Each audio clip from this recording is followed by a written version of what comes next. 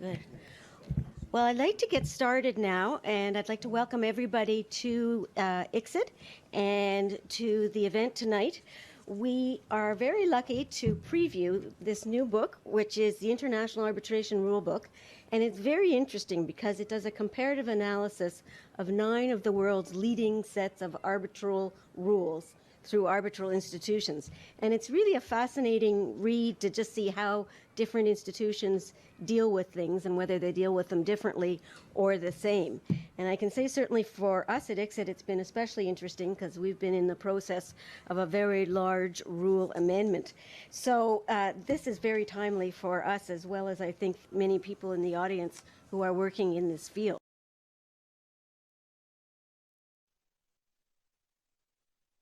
Please open your books to Chapter 10, Section 1, and let's look at expedited proceedings.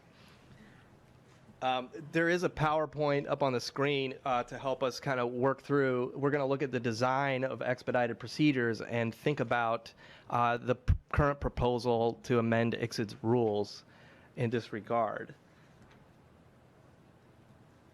Expedited proceedings are special fast-track procedures especially designed to achieve a fast and inexpensive outcome, particularly for cases where the amount in controversy is relatively low. The idea would be to keep the time and costs in proportion to the amount claimed, right? But there's a challenge here, and it's been noted in a lot of the different literature out there, that when you try to speed things up and cut costs, there's a trade-off. And you have to start to diminish and even dispense with certain aspects of party autonomy, which has to do with the party's ability to have input and a say over how the proceedings are going to go, as well as due process, right? Can't have unlimited rounds of written submissions and a 2-week hearing if you're trying to control time and costs. So something has to give.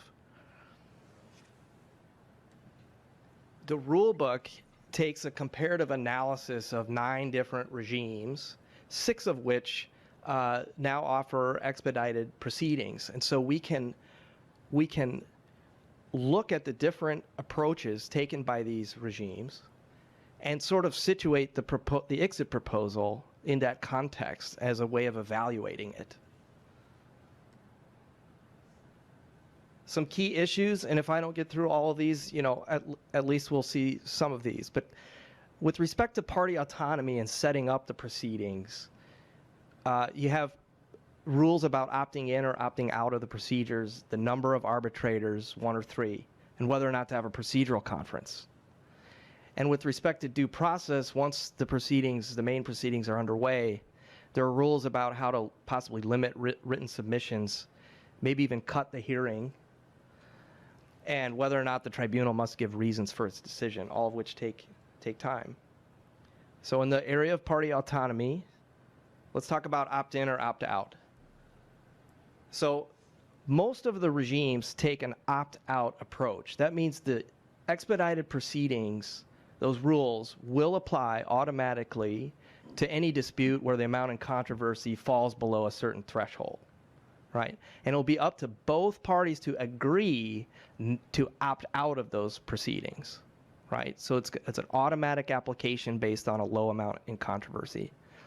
The SCC uniquely uses an opt-in approach where those procedures are available, but both parties have to agree to apply those procedures in order for them to take effect, right?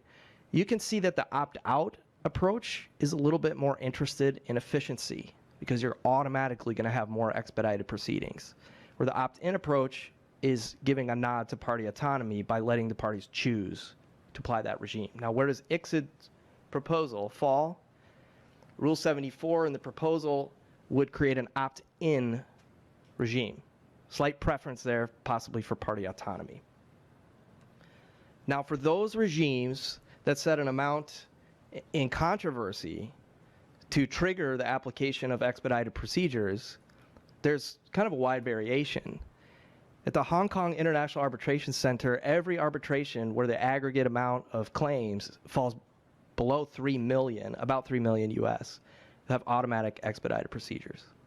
At the other end of the spectrum, Singapore International Arbitration Center sets the threshold much lower. And it's going to capture many fewer cases as a matter of automatic expedited proceedings. So even here, where SEAC is using the opt-out method, by setting the threshold really low, they're leaving a lot of cases up to party autonomy for expedited procedures. All right, so that's another way of going about it. And another issue to consider is sort of a escape hatch rule, which would allow the institution or the tribunal to convert the expedited procedures, even though it's a low value claim, to ordinary proceedings because of the complexity of the case, right? Value is simply a proxy for complexity, but there could be a case where the value is really low and yet the factual and legal issues are quite complex. And several regimes offer that sort of escape hatch. So in the case of ICSID's proposal, instead of doing opt-in, they could use opt-out, set a low dollar amount, and include a rule like this. And that would still give a nod to party autonomy, but you'd probably have a lot more cases to which the procedures apply because it's automatic. Something to think about. With respect to number of arbitrators, the AAA ICDR rules and the Stockholm rules mandate absolutely one arbitrator. Of course, that'll be more efficient. It'll be faster. So on the other end of the spectrum, some of these other regimes have a default rule of one arbitrator, but will permit the parties to agree to 3. And that'll slow things down. So this is a little bit of a nod to due process and party autonomy. ICSID, once again, erring on the side of party autonomy, will allow the parties to choose 3 arbitrators, even in expedited proceedings. Procedural conference. This is where the parties and the arbitrator come together to decide a lot of the ground rules for the procedural calendar and other issues that aren't prescribed by the rules. Certain regimes, interesting, all of these are in the East, would dispense with the procedural conference. It's much less democratic and on with the show according to the arbitrator's discretion. Whereas the ICDR, SEC, and ICC preserve the procedural conference even in the expedited procedures. So where do you think ICSID comes out? Once again, they're going to keep the procedural conference in place. Now let's go to due process. When I say due process, I'm really speaking about the right to present your case, right? AAA, ICDR, and CTAC, again, seem to want to really move things along, and they're only going to permit 1 round of written submissions. At the other end of the spectrum, Hong Kong and Stockholm would permit 2 rounds, if appropriate, which tend to take more time, but that's more due process. ICSID proposal guarantees 2 rounds of submissions in Rule 80. Uniquely, and I think this is a welcome change, no other regime has attempted to put in place any page limits in international arbitration. And so this is where ICSID is going to guarantee the 2 rounds of written submissions, but limit the page number and the amount of time that the parties have to prepare them. Query whether those limitations impinge too much on the party's right to present their case. You could imagine if the time frames were cut to 5 days. Jane, I think you had a case that you worked on where that was the case. That might really cause you not to be able to present your case. So this is just a different approach. Hearing. And this might go to what Jane was talking about with cultural perceptions of fairness. But all of the regimes that offer expedited procedures that we looked at in the rule book would allow the tribunal to nix the hearing altogether and do paper-only arbitration to move things along, right? Actually, the hearing is probably one of the most expensive, time-consuming aspects of an international arbitration. So by dispensing with it, or possibly dispensing with it, really expedite things. ICSID, however, alone guarantees a hearing and simply shortens the time frame within that the parties have to prepare it. Right? Once again, opting for the erring on the side of caution with due process. Lastly, and there are many other aspects of expedited procedures, but we'll look at reasoned award. The SCC uniquely would leave it to the tribunal to possibly dispense with giving reasons for its decision.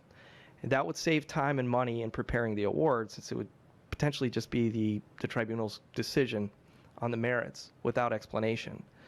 The other regimes continue to require, even in expedited proceedings, the tribunal to give reasons.